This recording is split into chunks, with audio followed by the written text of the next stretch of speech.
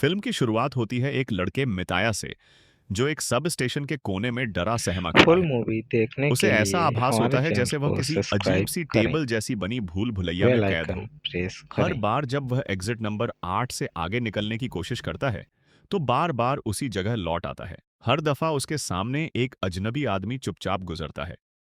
वह कुछ बोलता नहीं, अजीब चाल से चलता है। डर के मारे जब मिताया ने सोचा उससे रास्ता पूछे, तभी पलट कर देखा। वह आदमी उसके ठीक पीछे खड़ा था, चेहरे पर विचित्र मुस्कान, मानो वह मिताया के मन की बात जान गया हो। मिताया घबरा गया और वहां से दौड़ पड़ा।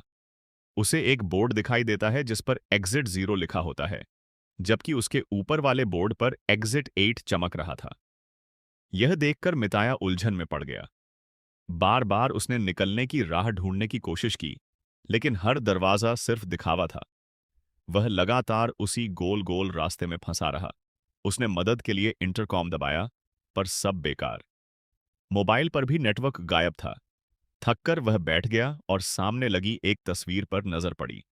तस्वीर में चींटियां बिना किसी मंजिल के गोल गोल घूम रही थीं। मिताया को यकीन हो गया कि वह भी वैसा ही अंतहीन चक्र झेल रहा है, जहां से बाहर निकलना लगभग नामुमकिन है।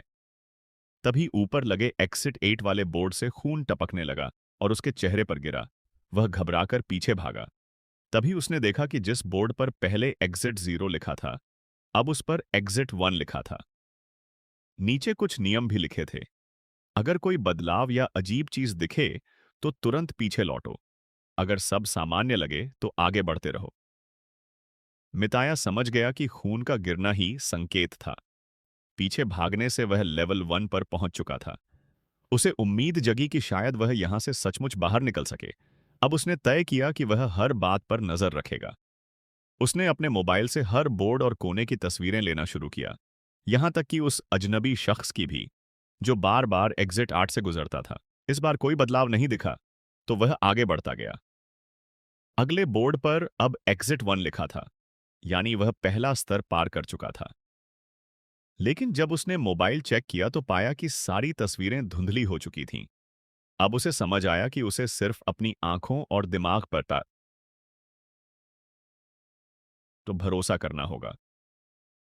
कुछ देर बाद वह उसी आदमी से फिर टकराया, मगर इस बार वह चलता नहीं था, बल्कि खड़ा हुआ था। यही बदलाव था। मिताया तुरंत पीछे भागा और दूसरे लेवल में पहुंच गया। अब उसका आत्मविश्वास लौटने लगा। तीसरे लेवल में उसे एक लॉकर से बच्चे की रोने की आवाज सुनाई